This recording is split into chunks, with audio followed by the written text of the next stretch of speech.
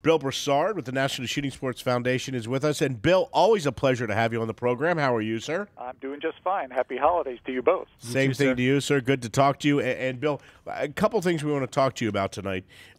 Let's start with the story of this neat story about 38 colleges are receiving NSSF grants to build target shooting programs. Let's get into that, and then after that, I want to do a little. We're going to talk a little bit about a little prognosticating from you on SHOT Show, which is coming up very shortly. So let's start with that. Tell us about these programs. What are they? How did they start? And what are you guys looking to do with these? Sure. Well, NSSF has a program called the Collegiate Shooting Sports Initiative, and what that is a grant program. And colleges that have shooting programs or who are starting shooting programs, and these can be competitive, like varsity teams, or they can be club, more of a social or recreational type of shooting activity on campus or off at a local shooting club. And if those are worthy programs, schools can request a grant. And NSSF just this past week awarded 38 grants totaling $190,000 to these schools, and there's a variety of programs out there, and we really like these college programs because they are the next step. For a long time, the National Shooting Sports Foundation has sponsored the Scholastic Clay Target program for junior high and high school kids.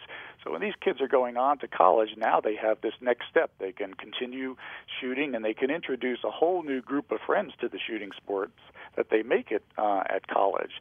And we're real pleased at a school in South Carolina, Clemson University, that one of these former Scholastic Clay Target students really became the initiator of the Clemson Shotgun Club 4 years ago, and they just started with 3 or 4 guys who enjoyed shooting, and now there's 95 members in that club, and they hold barbecues and to get other students acquainted with them, and they have a website, and Clemson in turn has responded to this by building a world-class skeet and trap shooting facility. So that's a home run right there for the shooting sports.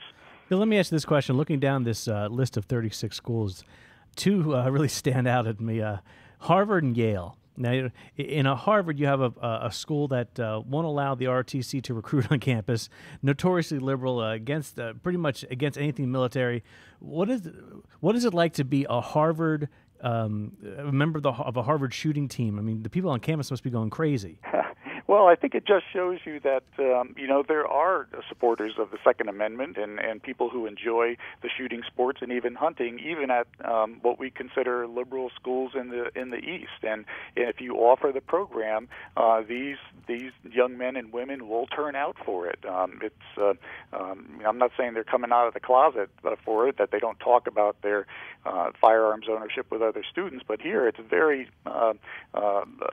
visible when they come out to shoot for Harvard, or there's even a team for Harvard Law School. Yale and Brown, all of these Ivy League schools are turning up for the shooting sports, which is great, and they're all coming out to the New England Collegiate Clay Target Championships, we've seen a revitalization, I think, of clay target shooting sports in the Northeast. It's a real pleasure to see it. Well, Bill, Cameron had mentioned earlier that it's great to have this program, but you almost wish you were getting them even earlier. But I guess because of the way things have changed, the way people are learning about shooting and hunting and the shooting sports, that, anytime we can get kids aboard, whether it's in high school, junior high, or college, it's a great thing. Right. Well, it isn't happening, as you were saying, naturally, so to speak, as it used to decades ago, where it just gets passed down, from one generation to the other.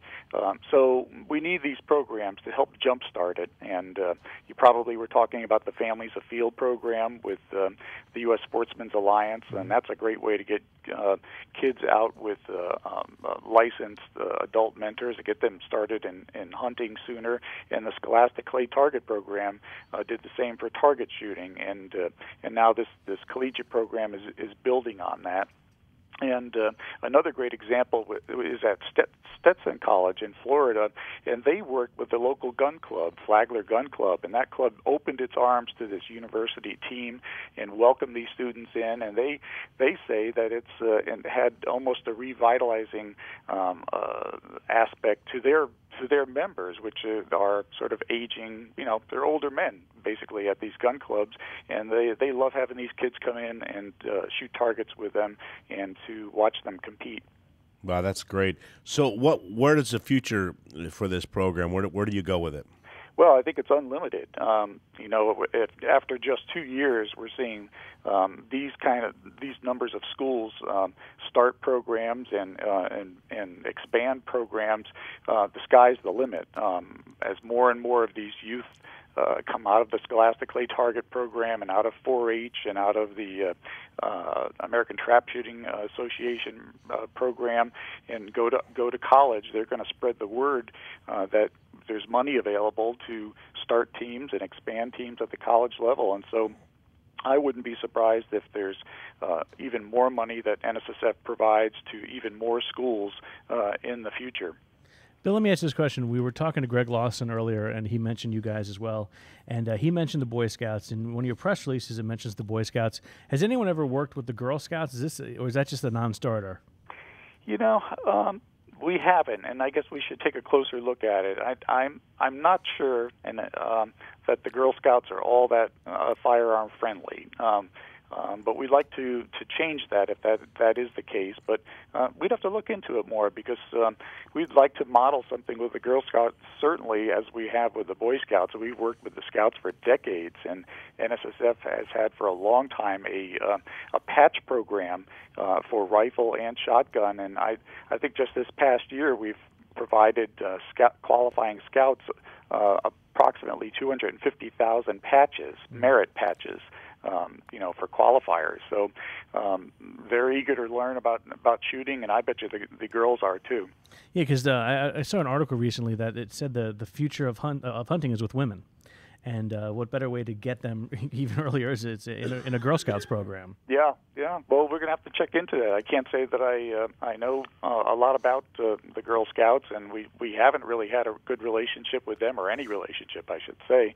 And we'll just have to look at it. Tell them that they can fashion the clay targets in the shape of Girl Scout cookies. Delicious. Whatever it takes. Exactly. That's right. So, Bill, switching gears before I let you go, now, anyone who's listening or watching this program, especially on SiriusXM, who is a firearms enthusiast, you say these two words, these magical words, Bill Broussard. You say SHOT Show. I thought you meant the magical two words were Bill Broussard. Bill Broussard, that too, yes. SHOT Show. You just say it, and guys who are into guns, their eyes just glaze over. It's an amazing event. But tell us, Bill, to the uninitiated, to the non-firearm person out there listening, what is SHOT Show? Well, SHOT Show, first of all, SHOT stands for Shooting, Hunting, and Outdoor Trade, and it is the largest trade show in the world for firearms, ammunition, optics, cutlery, outdoor apparel, if you name it. If it's involved with hunting and shooting and the outdoor activity, it's at SHOT Show. Now, the unfortunate thing is that our listeners cannot attend SHOT. It's a trade-only show.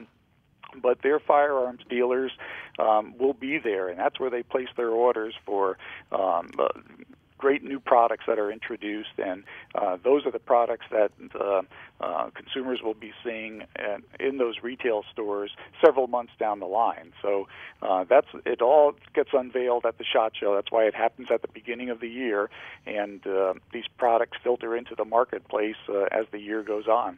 Well, Bill, the good news, though, is that we will be there. We will be their eyes and ears. You can't be there, but NRA News will be there, and we've worked with you guys and have a great relationship and look forward to, once again, we're expanding our coverage of SHOT Show this year. That's great. So, you guys have done a great job since you've been doing covering the show, and we thank you for that. Yeah, and we're looking forward to it. Since you guys start the show on Tuesday, we're like, okay, we've got to come out and set up all our stuff. We'll be bringing Cam and Company out there to do a couple shows. We've done a couple shows in the past.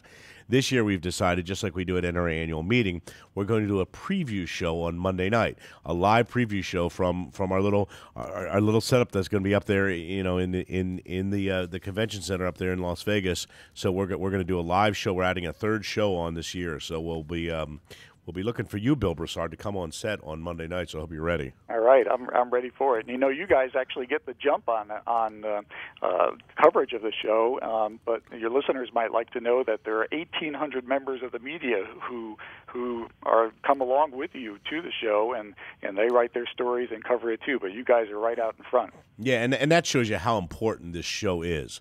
The 1,800 members of the media, because there's so many stories in hunting, in firearms industry, in shooting sports, and all that are broken at SHOT Show. It's just the place to be. If you're going to be in this industry, you got to be there. Yeah, you really do. And the show also has a law enforcement sort of /tactical segment to it as well. That's been a fast-growing section of the show.